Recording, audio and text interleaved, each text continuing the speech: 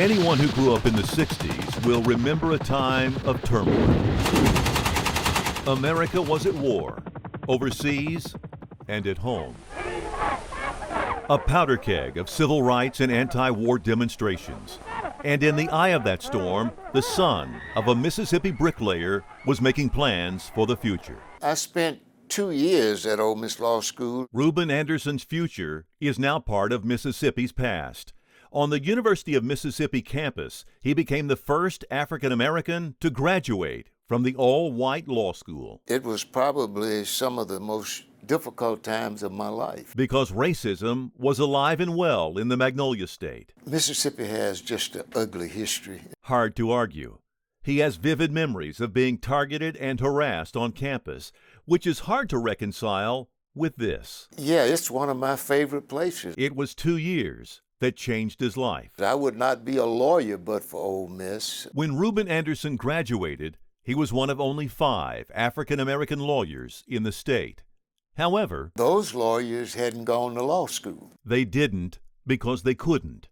In the 60s, blacks were turned away from many of the top law schools until Ruben Anderson blazed a trail. I spent the first 5 years of my career as a civil rights lawyer integrating Mississippi. Walking the razor's edge of Southern history, desegregation, voters' rights, and ultimately behind the bench after being appointed circuit judge. The first time I went to Yazoo County, the courthouse was segregated. The black people sit on one side and the white people sit on the other side.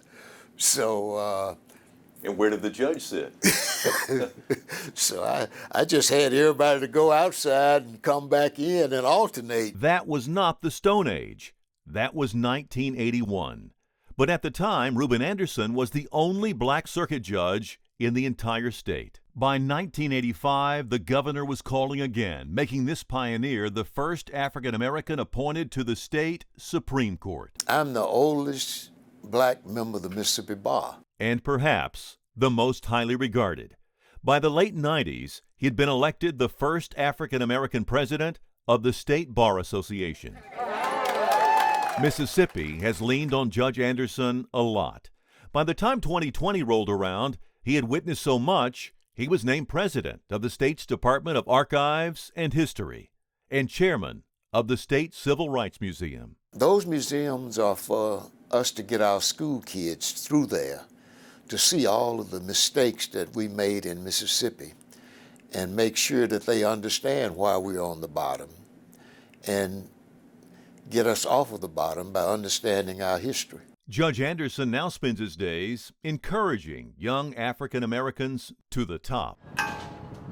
He believes the state took a step in that direction when people voted to take down the Confederate flag. We've suffered under this flag for over 125 years. He saw the suffering end when he was appointed chairman of the Mississippi Flag Commission. When we took down the flag, we headed in another direction. An African-American man helping to abolish the Confederate flag. A Mississippi judge writing another chapter for the state's history books. We're going to be a different state. We're going to get off the bottom. It won't happen, like I said, in my lifetime, but I can assure you my grandkids will see a different state.